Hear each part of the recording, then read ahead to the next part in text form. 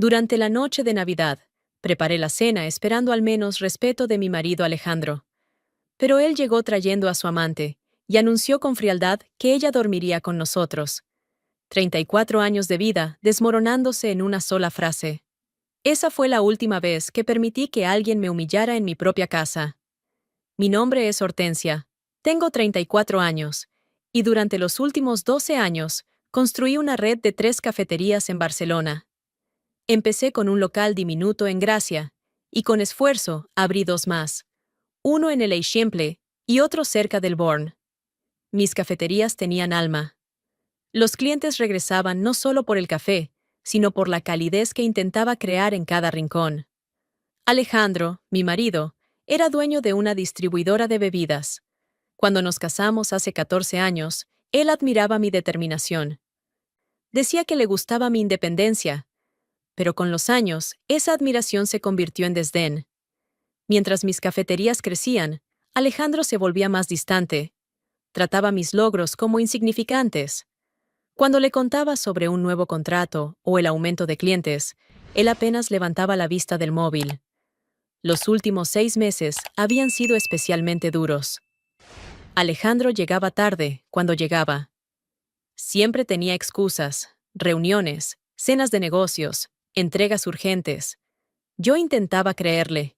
Quería pensar que era una mala racha, que las cosas mejorarían si yo seguía siendo paciente y leal.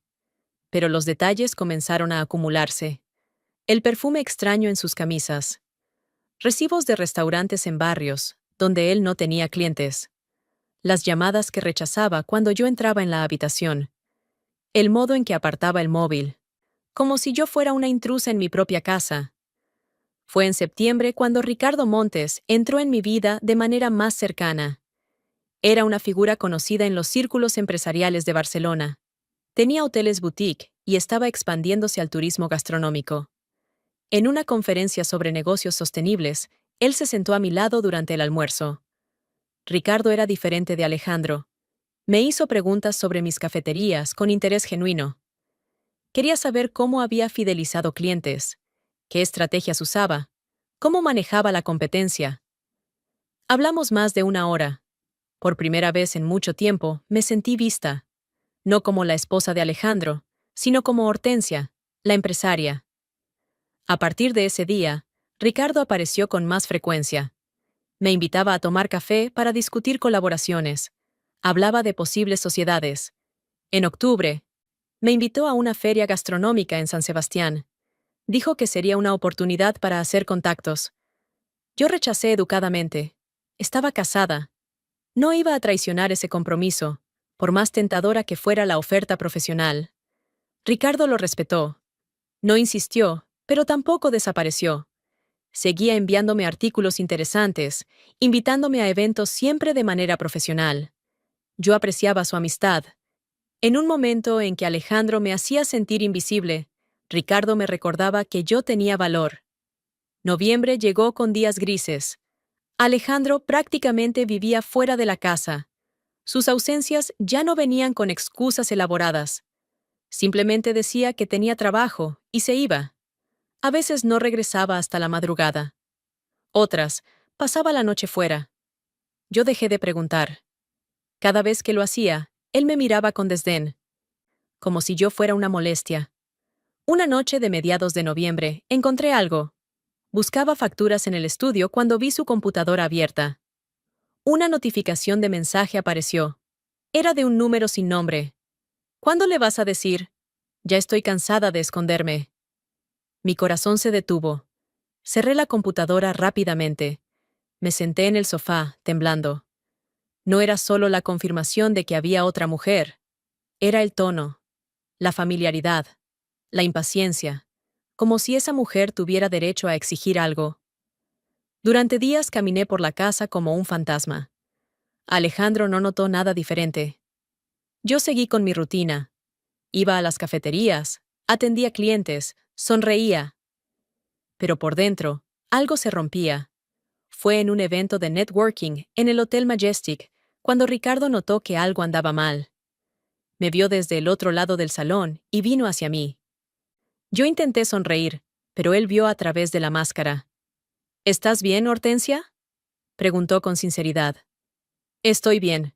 Mentí, pero mi voz tembló. Ricardo no insistió. Se quedó a mi lado toda la noche, conversando sobre temas ligeros, haciendo que me riera. Al despedirnos, me dijo, si alguna vez necesitas hablar, o simplemente un amigo, estoy aquí. Sin compromisos, sin expectativas. Asentí, agradecida, sin saber si tendría el coraje de aceptar esa oferta. Diciembre llegó con luces navideñas y promesas de celebraciones. Las calles de Barcelona se llenaron de mercados, villancicos, familias paseando. Yo observaba todo desde una distancia dolorosa. Alejandro apenas estaba en casa. Ya ni siquiera fingíamos cordialidad. Pero algo en mí todavía se aferraba. No era esperanza, era miedo. Miedo de admitir que había desperdiciado 14 años con un hombre que ya no me amaba. Miedo de enfrentar que mi matrimonio era un cascarón vacío. Entonces decidí hacer una última cosa. Preparar la cena de Navidad. Crear un espacio donde Alejandro y yo pudiéramos al menos intentar reconectar. Era ingenuo, lo sé. Pero cuando estás desesperada, te aferras a cualquier esperanza. Pasé días planeando el menú. Cordero asado con hierbas, patatas gratinadas, ensalada de hinojo y naranja. Turrón de Alicante. Todo hecho desde cero. Compré mantelería nueva de lino blanco y velas elegantes. Decoré la casa con ramas de acebo y luces doradas. Quería que todo fuera perfecto. La mañana del 24 de diciembre, le envié un mensaje a Alejandro. La cena de Navidad estará lista a las 9 de la noche. Por favor, ven a casa. Solo esta vez. Él respondió horas después. Estaré allí. Esas 3 palabras me llenaron de esperanza ridícula. Pasé todo el día cocinando, ajustando sazones. Me arreglé con cuidado. Un vestido azul marino que Alejandro me había regalado años atrás. Me maquillé. Me puse el collar de perlas de mi madre. A las 8:30, la mesa estaba puesta. Las velas encendidas. La comida lista. Me senté en el sofá, esperando. Los minutos pasaban lentos. Las 9 llegaron y pasaron. 9:30. 10. Cada coche en la calle hacía saltar mi corazón, solo para hundirse cuando el sonido se alejaba. A las 10:15, escuché la llave en la cerradura. Me puse de pie, alisándome el vestido, preparando una sonrisa. La puerta se abrió. Alejandro entró con abrigo negro y bufanda gris. Se veía cansado. «Hola», dije con voz alegre. «Llegaste. La cena está lista, solo necesito...». Entonces la vi. Detrás de Alejandro, entrando como si tuviera todo el derecho, había una mujer. Joven, quizás 26 o 27 años. Alta, delgada, cabello rubio en cola de caballo. Llevaba un vestido rojo ajustado y tacones altos. Me miraba con curiosidad, y algo que solo puedo describir como triunfo. Mi sonrisa se congeló. Miré a Alejandro esperando una explicación. Pero él simplemente cerró la puerta y se quitó el abrigo, como si traer a otra mujer a nuestra casa en Navidad fuera normal. «Hortensia, ella es Vanessa», dijo con indiferencia. «Vanessa, esta es Hortensia». Vanessa sonrió y extendió su mano. «Encantada», dijo con voz dulce que no coincidía con la dureza de su mirada. No tomé su mano. No podía moverme. Alejandro pasó junto a mí hacia el comedor. Vanessa lo siguió. Sus tacones resonando contra el suelo. «Huele bien», comentó Vanessa mirando la mesa. «¿Preparaste todo esto tú sola?» Finalmente encontré mi voz. «Alejandro, ¿qué está pasando?» Él se sirvió vino sin mirarme. «Es Navidad, Hortensia. Pensé que podíamos cenar juntos». «¿Juntos?», repetí. «¿Trajiste a ella a nuestra casa en la noche de Navidad?» Alejandro me miró. Sus ojos estaban fríos, vacíos. «Es mi casa también», dijo simplemente. Vanessa se sentó, cruzando las piernas. Tomó una aceituna del plato de aperitivos y se la llevó a la boca, observándome con esa sonrisa satisfecha. Me quedé en el umbral mirándolos. Alejandro sirviendo vino. Vanessa cómoda en mi silla, comiendo mi comida. y algo se rompió dentro de mí, no con estruendo, sino con un susurro. Me acerqué lentamente. Alejandro levantó la vista.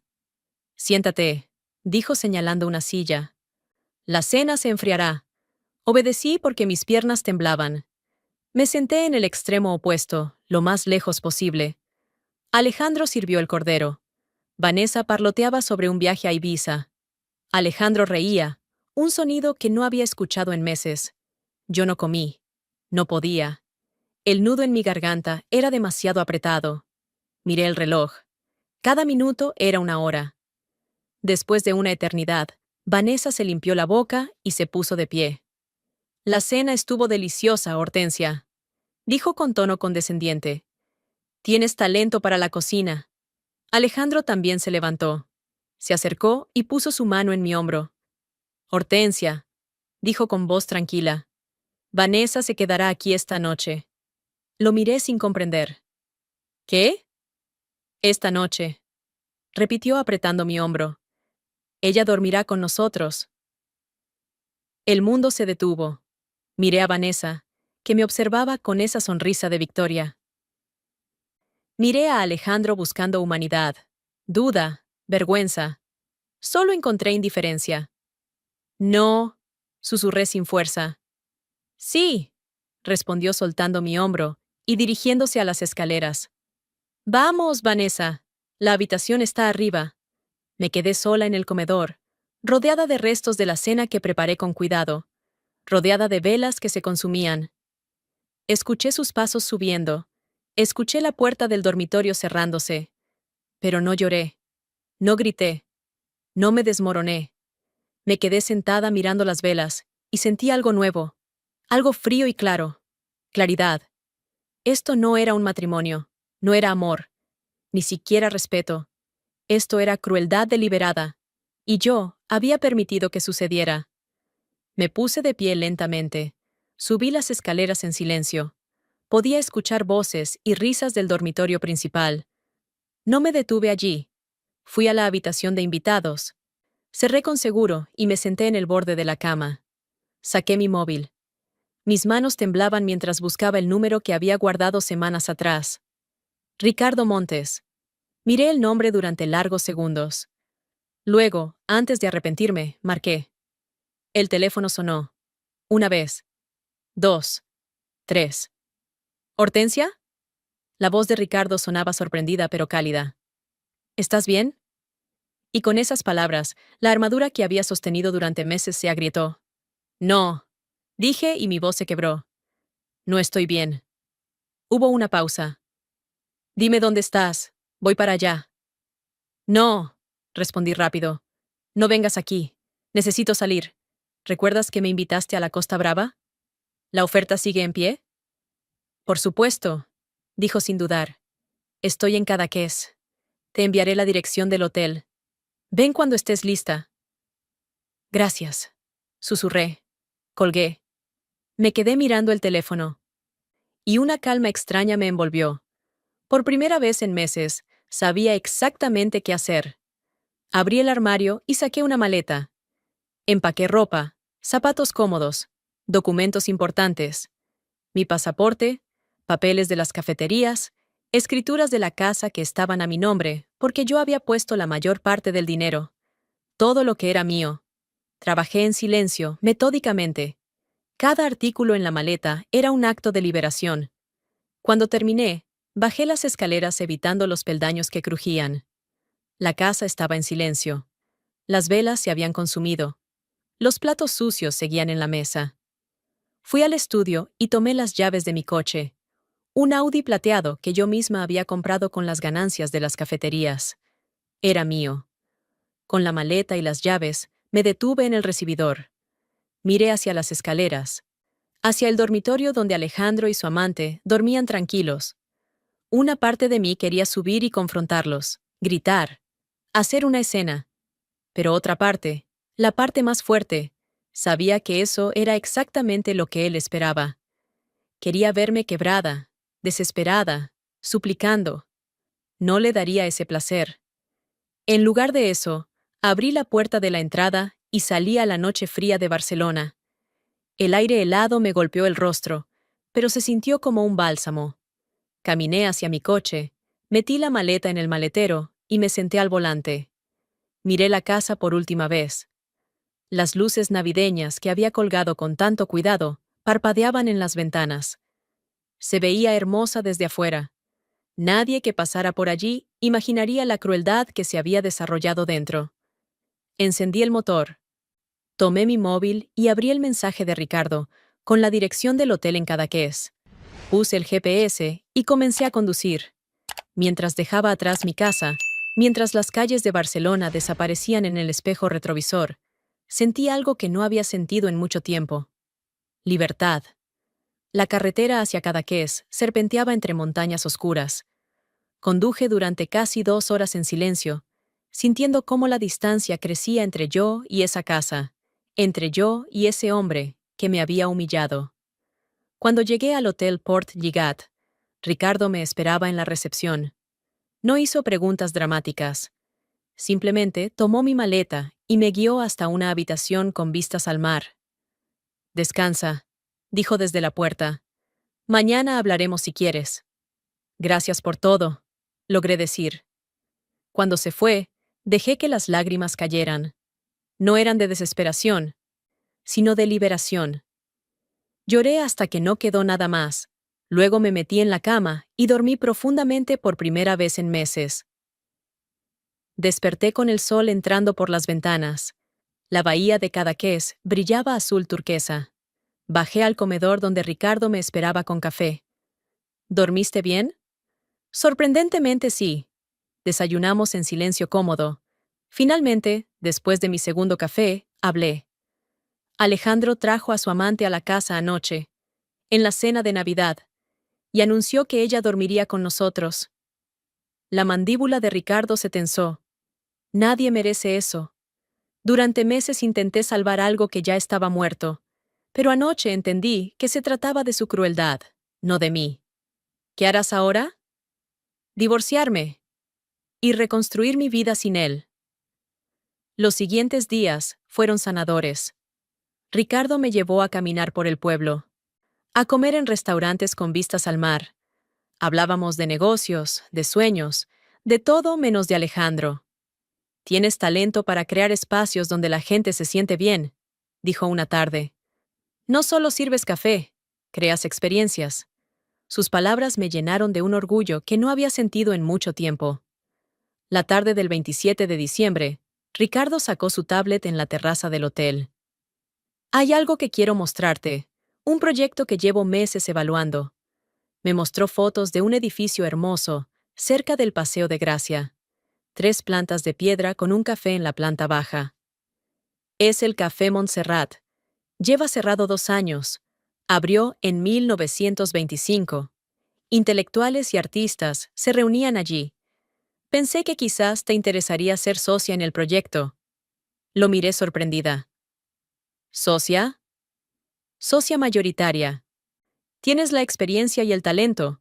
Yo pondría la parte del inmueble y los contactos a través de mis hoteles. Pero el café sería tuyo. Mi corazón latía rápido. Entonces recordé. Alejandro había mencionado ese café hace meses. Había querido comprarlo, pero nunca tuvo el capital suficiente. Y ahora Ricardo me lo ofrecía a mí. ¿Cuánto cuesta? Cuando mencionó la cifra, supe que con mis ahorros y las ganancias de mis cafeterías podía hacerlo. Necesito pensarlo. Pero esa noche no pude dormir. El Café Montserrat era la oportunidad de crear algo extraordinario. Algo que Alejandro había querido, pero nunca pudo tener. A las 6 de la mañana bajé al comedor. Quiero hacerlo. Quiero ser tu socia. La sonrisa de Ricardo iluminó su rostro. ¿Estás segura? Completamente. Estrechamos manos y sentí poder sobre mi propio destino. El 29 de diciembre viajamos a Barcelona. En las oficinas del abogado de Ricardo, revisé el contrato. Yo tendría el 60%, Ricardo el 40%. Todo estaba claro y justo. Firmé con mano firme. Visitamos el Café Montserrat ese mismo día. Estaba polvoriento por 2 años de cierre, pero la estructura era hermosa. Techos altos, ventanas enormes, lámparas de araña antiguas. Caminé por el espacio, imaginando mesas de madera, una barra moderna con estética vintage, estanterías con libros. Va a ser espectacular, dije. No tengo duda. Al día siguiente fui a mi casa. El coche de Alejandro no estaba. Entré y olí perfume barato mezclado con comida rancia. Los platos de Navidad seguían sucios en el fregadero. Subí al dormitorio. Ropa de mujer tirada en el suelo. No sentí dolor. Sentí asco. Empaqué mis cosas. Llamé a una empresa de mudanzas y en 2 horas, todo lo que me importaba estaba fuera. Dejé una nota. Los papeles del divorcio llegarán pronto. Cuida la casa porque la venderemos. Me instalé en un apartamento en Gracia, que Ricardo me ayudó a encontrar. En Nochevieja cené sola en mi nuevo apartamento. A medianoche salí al balcón y comí las 12 uvas viendo los fuegos artificiales. Por los nuevos comienzos. Por la dignidad. Por mí. Dije levantando mi copa. Las siguientes semanas fueron intensas. Contraté arquitecto, seleccioné proveedores, diseñé el menú, entrevisté personal. Mi abogado me informó que Alejandro había recibido los papeles del divorcio. No puso resistencia. El acuerdo fue simple. Yo me quedaba con mis cafeterías, mi coche y mis ahorros. La casa se vendería según nuestros porcentajes de inversión. En 6 semanas estaba oficialmente divorciada. No sentí tristeza, sentí alivio. El café Montserrat tomaba forma rápidamente.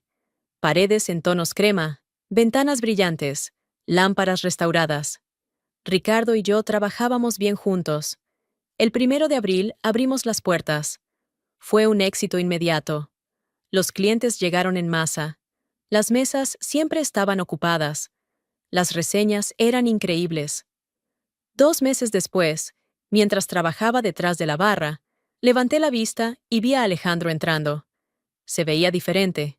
Más delgado, ojeras profundas, traje arrugado.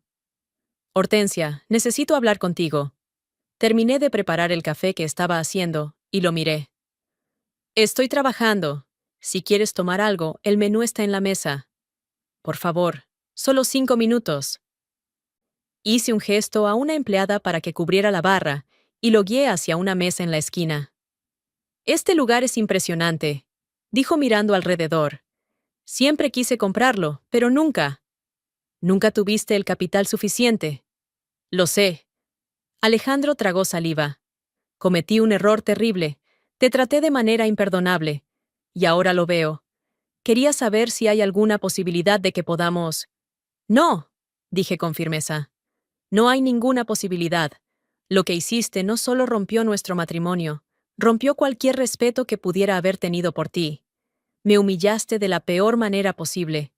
Y ahora vienes porque tu vida se desmoronó, y crees que puedo ser tu salvavidas. Te extraño de verdad. Extrañas la estabilidad que yo te daba. Extrañas tener a alguien que te apoyara mientras tú me despreciabas. Pero yo ya no soy esa persona, Alejandro. Me puse de pie. Esta conversación ha terminado. Puedes quedarte y tomar algo, o puedes irte. Regresé a la barra sin mirar atrás. Ya no importaba si se quedaba o se iba. Esa noche, después de cerrar, Ricardo pasó a recogerme. Había comenzado a hacerlo con frecuencia. A veces íbamos a cenar. Otras simplemente caminábamos. Alejandro vino hoy, le dije. ¿Cómo te sentiste? Nada, absolutamente nada. Es increíble lo poco que me afecta ahora. Ricardo sonrió. Eso es porque has cerrado ese capítulo completamente. Estás enfocada en tu futuro, no atrapada en tu pasado. Tenía razón. Mi pasado con Alejandro ya no tenía poder sobre mí. Miré por la ventana mientras Ricardo conducía por las calles iluminadas de Barcelona. Por primera vez en mucho tiempo, me sentí completamente en paz. Algunos meses después de aquella noche de Navidad, el Café Montserrat se había convertido en uno de los lugares más solicitados de Barcelona. Las reservas para eventos corporativos estaban llenas con 3 meses de anticipación. Las reseñas en redes sociales eran brillantes. Habíamos sido mencionados en 2 revistas gastronómicas como El renacimiento de un clásico barcelonés. Mis 3 cafeterías originales también florecían.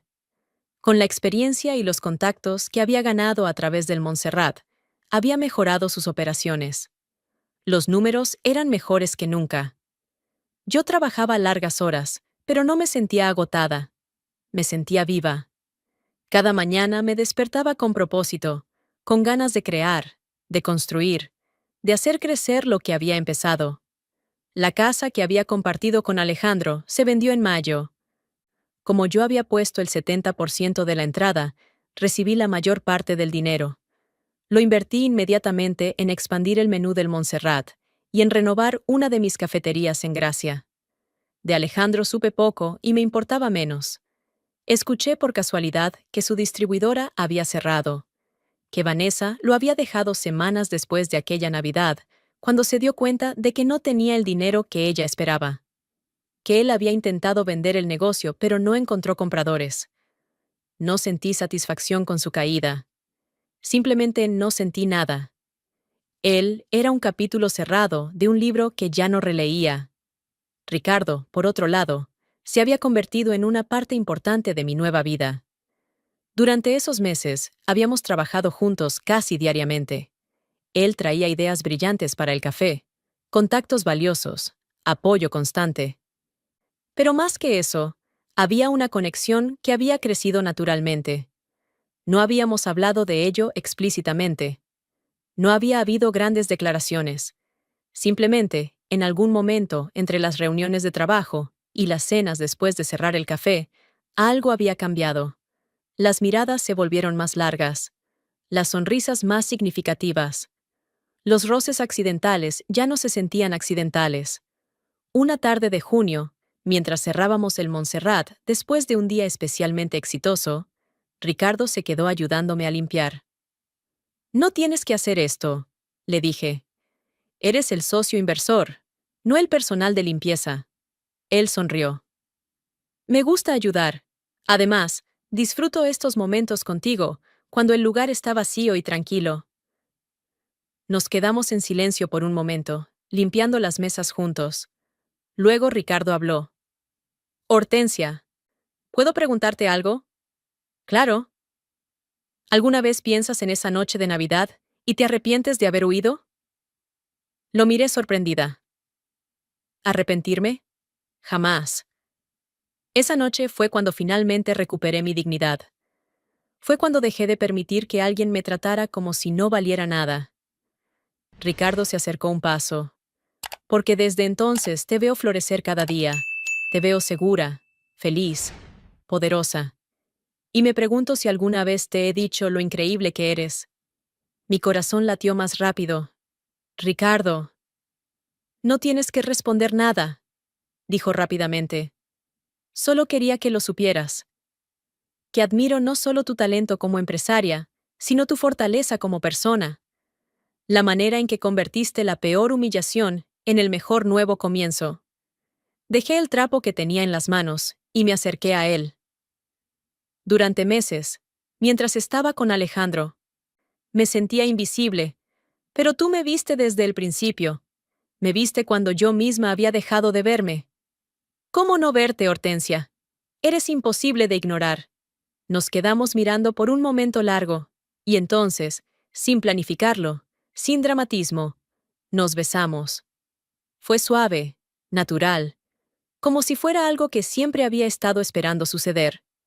Cuando nos separamos, ambos sonreímos.